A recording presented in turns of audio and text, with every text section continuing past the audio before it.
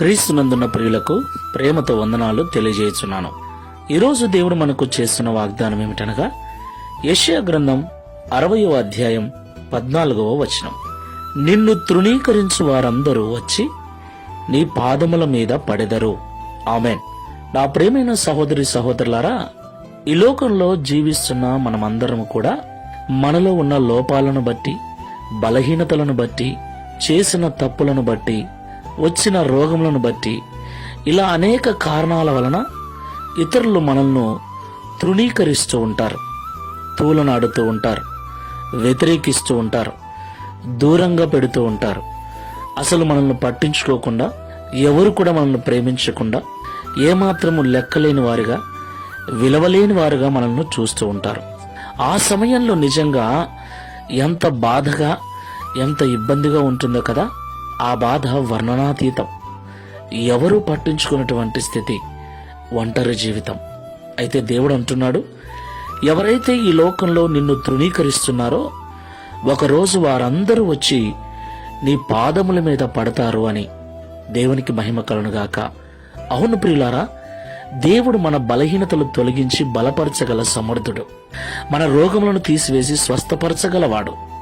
మన దీన స్థితిని, హీన స్థితిని మార్చి మనలను ఘనపరచగల దేవుడు. దేవునికి మహిమ కలుగుగాక. అలాగున మన జీవితము దేవుడు చేయాలి అంటే ఈ లోకంలో మనం కూడా దేవుణ్ణి ఘనపరచు వారముగా ఉండాలి.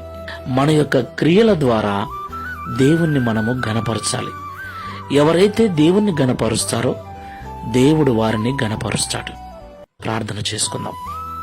కృపాసత్య సంపూర్ణమైన ప్రభువా, మీకు స్తోత్రాలు చెల్లిస్తూ ఉన్నాం. ఈ ఉదయకాల సమయంలో మాతో మీరు మాట్లాడిన ప్రతి మాటను బట్టి వందనాలు చెల్లిస్తున్నాం. నిజమే తండ్రి, ఆయా సమయాలలో మా బలహీనతలను బట్టి, మా చేతగానితనాన్ని బట్టి, ఇంట్లో వారి చేత, ఆఫీసులో ఉన్న వారి చేత, ఇరుగు పొరుగు వారి చేత, ఆయా స్థలములలో ఆయా వ్యక్తుల చేత తృణీకరించబడిన వారమై, వెలివేయబడిన వారమై ఒంటరితనములో జీవిస్తూ ఉన్నాం. ఆ సమయంలో నిజంగా ఎంతో బాధ, ఎంతో వేదన. అయితే మా క్రియల ద్వారా, మా విశ్వాసము ద్వారా నిన్ను ఘనపరిచే వారముగా మేము ఉన్నట్లయితే ఈ లోకంలో మీరు మమ్మల్ని ఘనపరిచి, ఎవరైతే మమ్మల్ని తృణీకరిస్తున్నారో వారందరూ కూడా మా కాళ్ళ యొద్దకు వచ్చేటట్లుగా మా జీవితాలను మారుస్తారని మాతో మాట్లాడారు.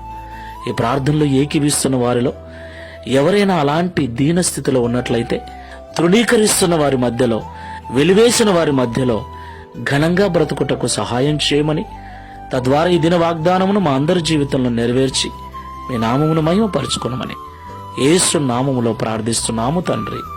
Amen. Praise the Lord. God bless you.